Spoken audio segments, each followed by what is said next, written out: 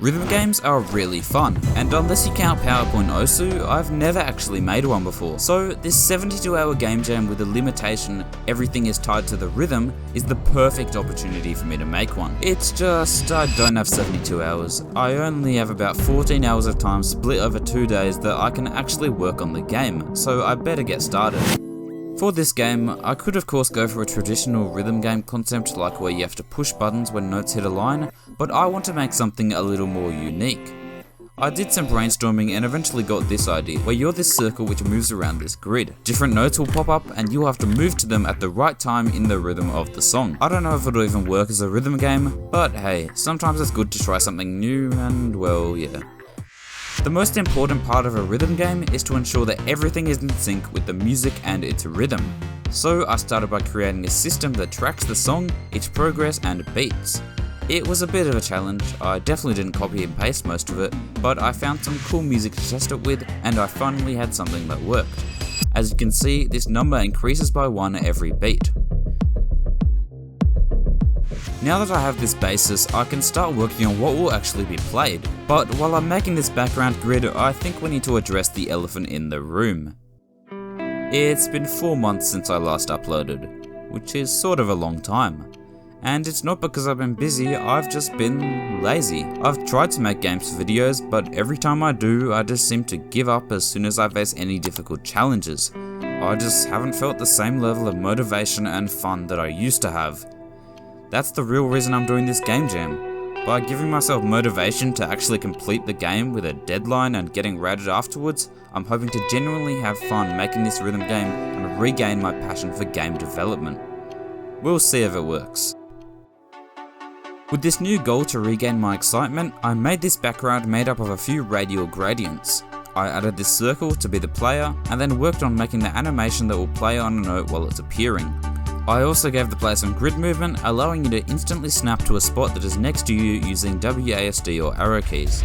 Obviously, since this is a rhythm game, there needs to be levels, or maps, which have a bunch of different notes in certain positions at different timings of the song. To manage all these notes, I made an array of this note class, allowing me to set the beat and position of each note in the inspector. The thing that took the longest here was converting a single number for the position to coordinates where a note could be placed, but after a lot of trial and error, it did in fact mostly work. With these circles that I added to make the note timings easier to see, the game was almost starting to feel like a game. One thing that's missing is actually being able to hit the notes, so I made it so when you move onto a note in a certain time frame close enough to the beat, it will play a hit sound, and if you miss, a miss sound, which was quite satisfying.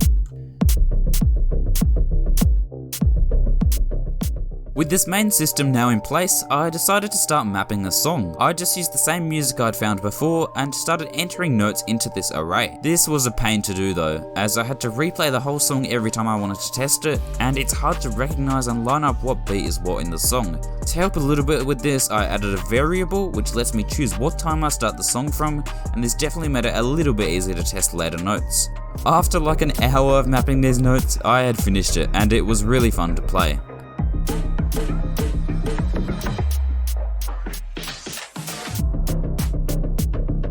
At this point, getting to test out this game and actually enjoying what I'd created made me start to realize why I like game development.